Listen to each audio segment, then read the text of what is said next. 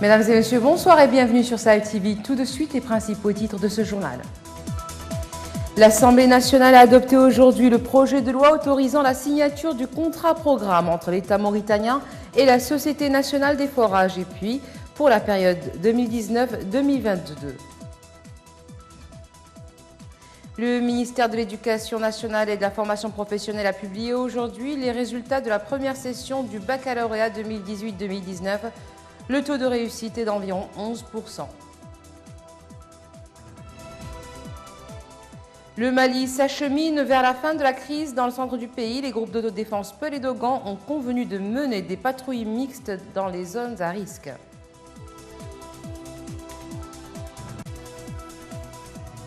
Merci d'être avec nous. L'Assemblée nationale a tenu aujourd'hui une séance plénière pour discuter et adopter le projet de loi autorisant la signature d'un contrat-programme entre l'État mauritanien et la Société nationale des forages des puits pour la période 2019-2022.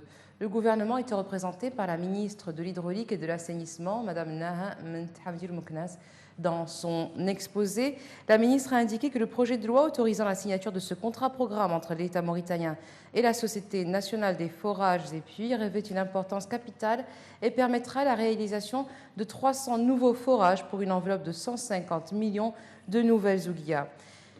Nahamet Mouknas a rassuré les députés que son département s'attelle de façon stratégique à rendre le service d'eau accessible à tous les citoyens dans tous les coins du pays. Le comité pour la préparation de l'Eid al-Adha pour le 1440 Hijri s'est réuni aujourd'hui dans les locaux de la Chambre de commerce, d'industrie et de l'agriculture à Nouakchott sous la coprésidence du ministre du Développement rural, Lamine Ibn al-Roto Boulam, et du ministre des Ressources animales et de la Production animale du Sénégal. Le ministre du Développement rural, dans un discours prononcé lors de la réunion, a souligné que la visite du ministre sénégalais de l'élevage et de la production animale dans notre pays s'inscrivait dans le cadre de réunions de consultation périodiques visant à renforcer les relations fraternelles entre les deux pays et les deux peuples, conformément aux directives des dirigeants des deux pays. Et de son côté, le ministre sénégalais a évoqué les rencontres périodiques entre les deux pays qui reflètent la coopération multiforme fondée sur des relations de bon voisinage et traduite par divers accords de coopération et de compréhension, notamment dans le secteur de l'élevage. Il a souligné que la demande sénégalaise pour l'année 2019 des sacrifices est estimée à 810 251 sacrifices, dont 260 000 têtes sont destinées à la seule région de Dakar par rapport à l'année précédente où les importations atteignaient 402 438 têtes.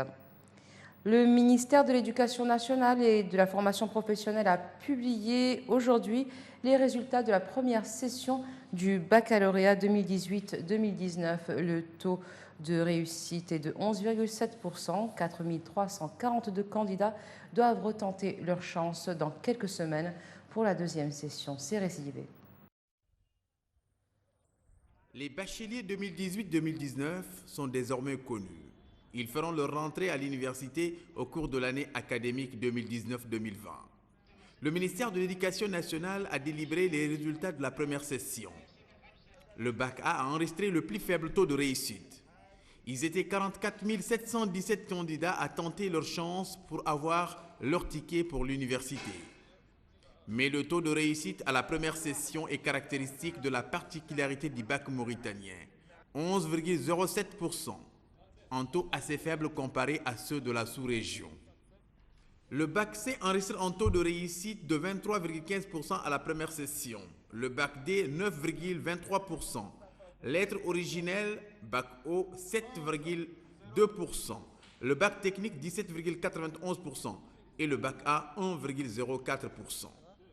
Au total, quelques 4 342 candidats doivent plancher de nouveau sur les épreuves du baccalauréat dans le cadre de la deuxième session dans quelques semaines pour composter leur ticket, synonyme d'accès à l'enseignement supérieur. L'ambassadeur de France en Mauritanie, son Excellence M. Robert Mouillet, s'est félicité du climat démocratique dans lequel s'est déroulée l'élection présidentielle au cours d'une réception organisée hier soir à Nouakchott à l'occasion de la célébration de la fête nationale française. Robert Mouillet a souligné que la Mauritanie et la France luttent avec d'autres alliés et partenaires contre la radicalisation, l'extrémisme violent, les groupes armés terroristes là où ils sévissent, avant de saluer les résultats remarquables et exemplaires que la Mauritanie a enregistrés sans la sécurisation de son territoire dans la sécurisation de son territoire et son engagement résolu en faveur de la sécurité régionale. Son Excellence M. Robert Mouillet a aussi affirmé qu'il ne doute pas que la Mauritanie continuera d'œuvrer au sein du G5 Sahel avant d'assurer que notre pays est un allié précieux pour la France qui entend poursuivre avec lui un partenariat fructueux en matière de défense et de sécurité intérieure. Il a également noté que le programme du président élu, qui veut panser les plaies du passif humanitaire, bénéficiera du soutien de la France qui l'accompagnera dans son action.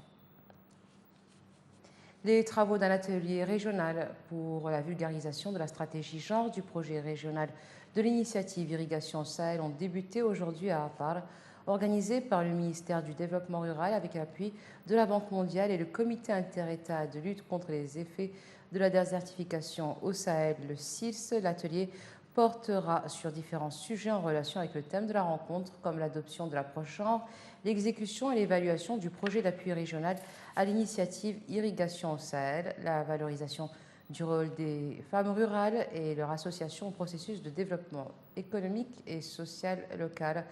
L'importance du projet régional pour l'initiative Irrigation au Sahel a eu égard à ses objectifs visant à donner une nouvelle impulsion à l'agriculture, à augmenter les superficies irriguées, à introduire des systèmes d'irrigation plus économiques pour l'eau, en plus de la création de périmètres pilotes permettant d'accroître les efforts déployés pour la diversification de la production agricole et d'accompagner les agriculteurs pour élever leur productivité quantitative et qualitative.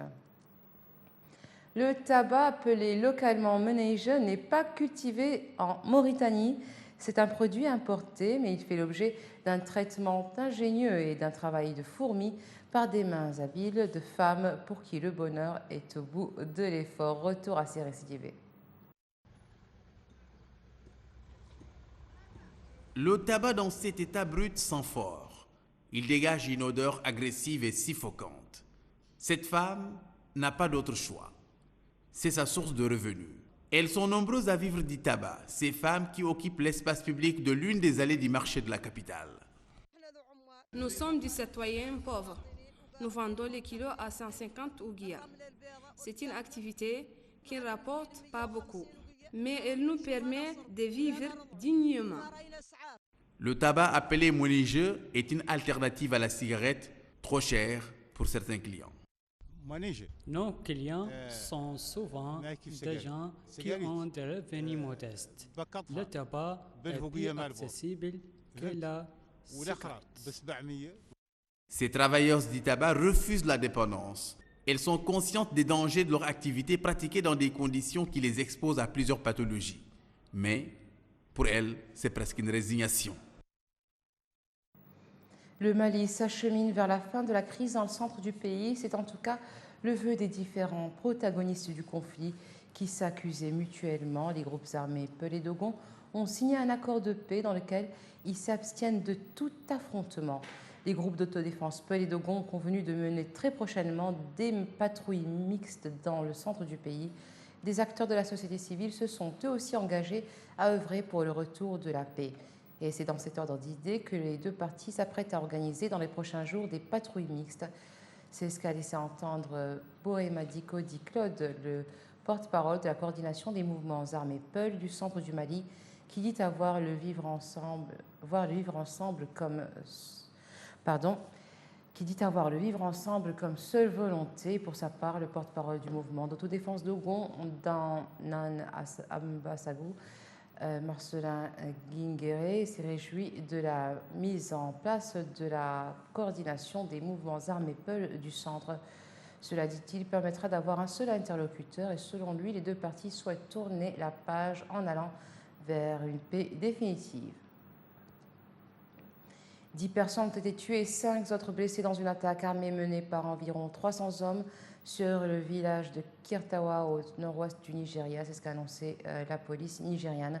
Les assaillants ont envahi le village dans l'État de Katsina, dans la soirée de samedi à dimanche pour tirer sur les habitants et vont voler des vaches. C'est ce qu'a affirmé dans un communiqué le porte-parole de la police de la région. Il a précisé que 10 personnes ont été tuées et 5 autres blessées.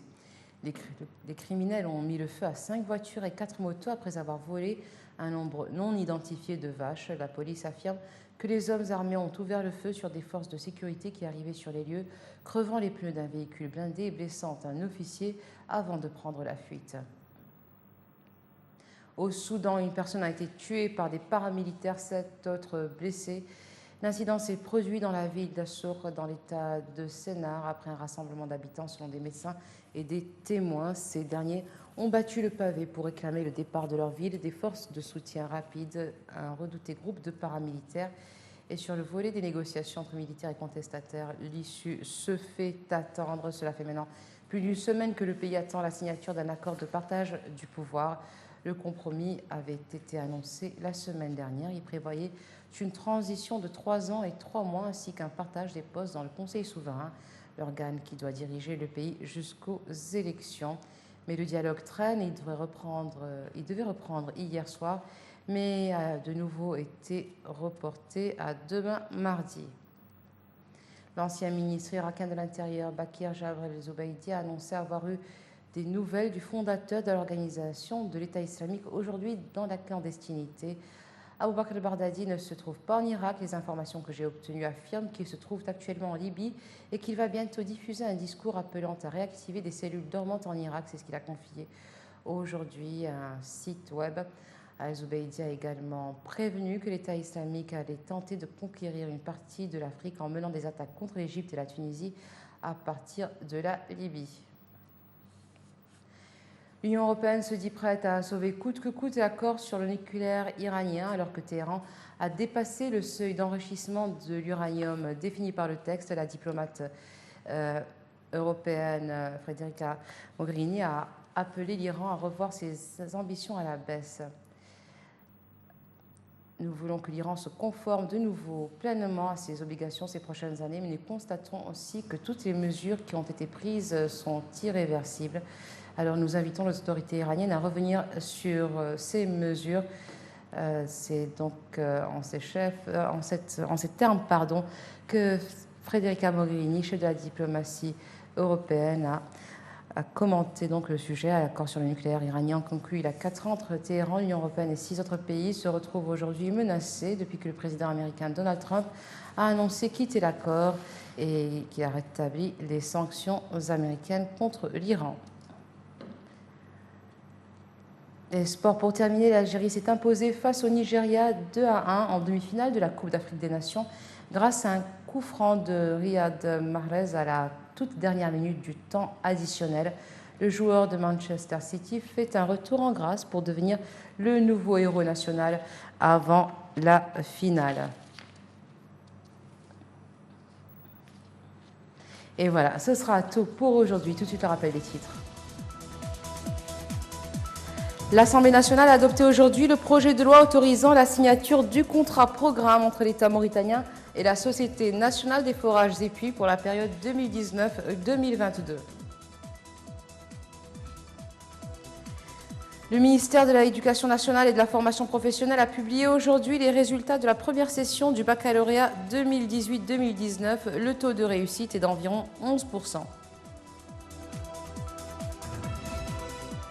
Le Mali s'achemine vers la fin de la crise dans le centre du pays. Les groupes d'autodéfense Peul et Dogon ont convenu de mener des patrouilles mixtes dans les zones à risque. Merci d'être resté avec nous. Excellente fin de soirée sur Sahel TV.